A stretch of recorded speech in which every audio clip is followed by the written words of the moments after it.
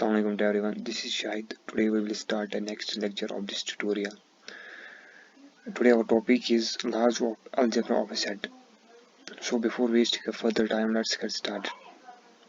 So in the laws of algebra of a set for three sets A, B and C, first we have an commutative laws.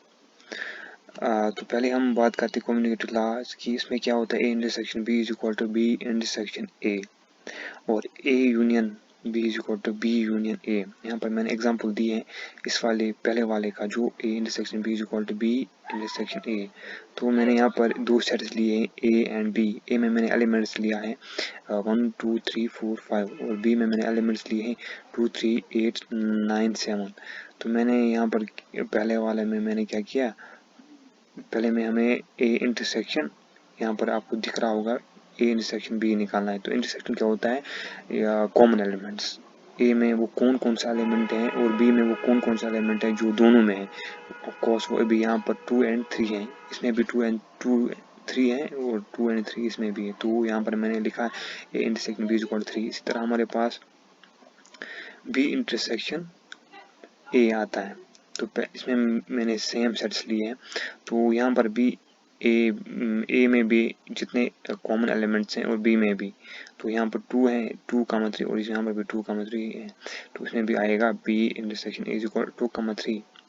तो इसी तरह हमारे पास आता है second जो है लॉ, होता है एसोसिएटिव लॉ. तो इसमें क्या है, A intersection B whole intersection C is equal to A intersection whole B intersection C. अगर हमारे पास सेट दो गिवन होंगे, यही अगर मान लेते हैं, तो अगर हम पहले ये करते हैं, पहला ये वाला ऑपरेशन करते हैं A इंटरसेक्शन B, फिर उनका जो वहाँ पर आंसर निकलेगा उनका इंटरसेक्शन दोबारा करना है C के साथ. अगर वो इक्वल आता है A intersection B intersection C के बराबर, देन वो होगा कोएफिशिएंट लॉ. इसी तरह हमारे पास दूसरा वाला वो है A union B whole union C is equal to A union whole B union C. इसी तरह हमारे पास है जो हमारे पास जो थर्ड है, वो थर्ड क्या है, डिस्ट्रीब्यूटिव लॉ. डिस्ट्रीब्यूटिव लॉ में क्या होता है, A intersection B union C is equal to A intersection B union A intersection C. तो इसी तरह होता है इसमें दूसरा जो फॉर्मूला होती है A union B intersection C is equal to A union B intersection A union C. इनको आपको याद करना है इसी तरह से, क्योंकि ये बहुत ही इंपॉर्टेंट फॉर्मूलाज हैं. बहुत आते आते ये अभी हम सॉल्व जब क्वेश्चन करेंगे तो वहाँ पर हमें अप्लाई करना होगा. इसके बाद आता है आइडेंटिटी लॉज. इसमें क्या होता है, A union phi is equal to A and A intersection universal set is equal to A.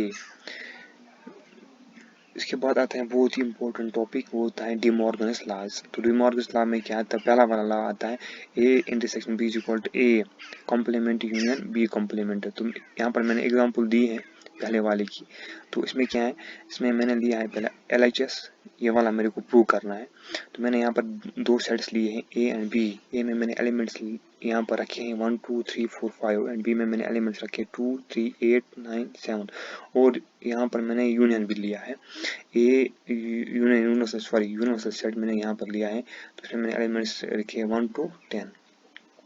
तो पहले मेरे को यह निकालना है, यहाँ पर मेरे को A इंटरसेक्शन B निकालना है. तो A इंटरसेक्शन B क्या होगा, यहाँ पर 2,3, क्योंकि A में B 2,3 A और B में कॉमन है.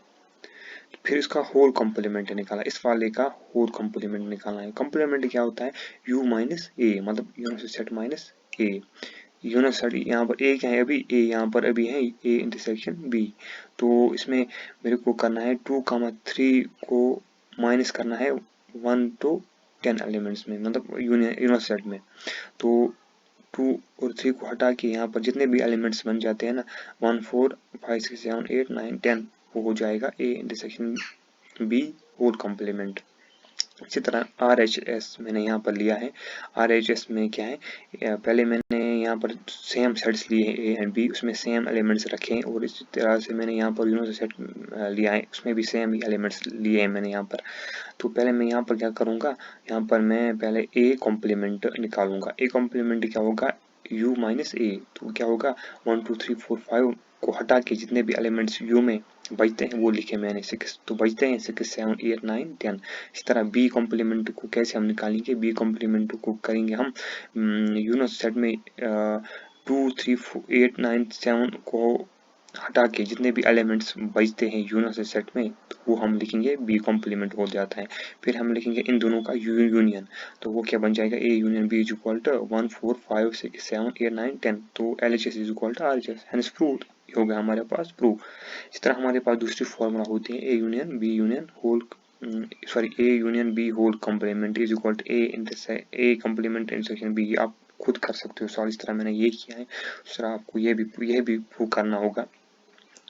इसी तरह हमारे पास दूसरी जो फॉर्मूला होती हैं वो होती है a minus B intersection c is equal to a minus B intersection a minus C. इस तरह होते आता है हमारे पास जो फोर्थ वाला जो फॉर्मूला होते हैं a minus B union c is equal to a minus B union a minus C. इस तरह सो ऑन, यहाँ पर बहुत ही फॉर्मूलाज हैं, इनको आपको याद करना है अच्छी तरह से। इस तरह यहाँ पर हमारे पास हो जाता है, कभी कभी आ जाता है a माइनस बी किसके बराबर होता है, लिख सकते हैं हम, वो लिख सकते हैं a इंटरसेक्शन b कॉम्प्लीमेंट। कभी कभी ये भी आ जाता है b माइनस ए को हम किस के बराबर लिख सकते हैं, वो लिख सकते हैं b इंटरसेक्शन a कॉम्प्लीमेंट। कभी कभी ये भी आ जाता है a minus b is equal to किसके बराबर हो जाता है a, और समटाइम्स होता है a intersection b is equal to 5।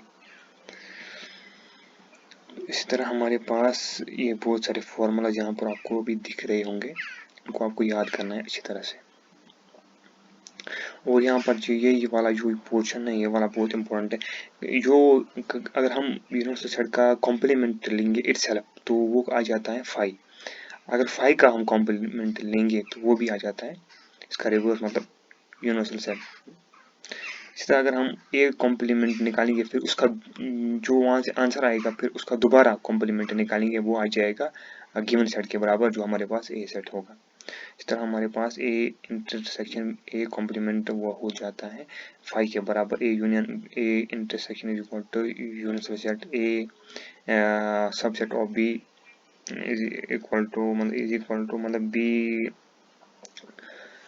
Complement subset of A complement. तो यहाँ पर कुछ इंपॉर्टेंट पॉइंट्स हैं, इनको आपको अच्छी तरह से याद करना है।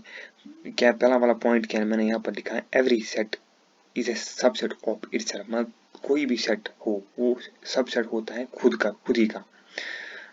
इसी तरह यहाँ पर दूसरा जो पॉइंट है वो है empty set phi is a subset of every set, मतलब जो एम्प्टी सेट है वो हर एक सेट का सबसेट होता है, तो phi is a subset of A और फॉर एनी सेट ए।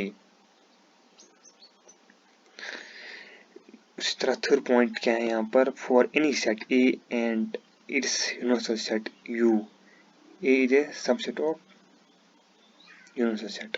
अगर कोई भी सेट ए है एंड यूनिवर्सल सेट भी है, उसमें अगर वो मतलब जो यूनिवर्सल सेट है मतलब जो गिवन सेट होगा वो सबसेट ऑफ यूनिवर्सल सेट होगा, ये भी आपको याद रखना है। If A is 5, if A is equal to 5 then power set has only one element that is number of PA is equal to 1, मतलब 5 खुद का भी एलिमेंट है। मैंने आपको पहले भी लेक्चर में बताया था एक लेक्चर में कि 5 जो है वो खुद ही एक एलिमेंट है, तो नंबर ऑफ एलिमेंट्स कितने होंगे इसमें 1। तो इस तरह जो नेक्स्ट पॉइंट है वो है power set of any set is always a non empty set.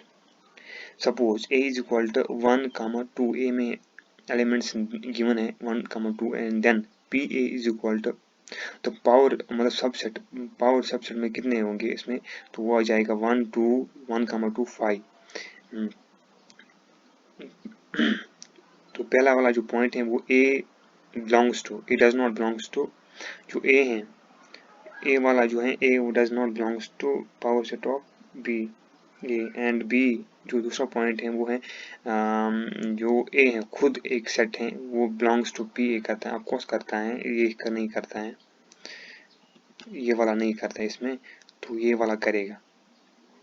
If a set A has n elements then power set of A or subset of A has 2 raised power n elements। Formula मैंने आपको बताया, अगर किसी भी set का n number of elements हैं तो उसमें सबसेट कितने बन जाएंगे, 2 raised power n। Equal set are always equivalent but equivalent set are may not be equal. ये मैंने आपको पहले भी बताया था कि पहले वाले लेक्चर में जहाँ पर हमने पढ़ा था इक्वल और इक्विवेलेंट सेट, वहाँ पर आपको मैंने ये बताया था।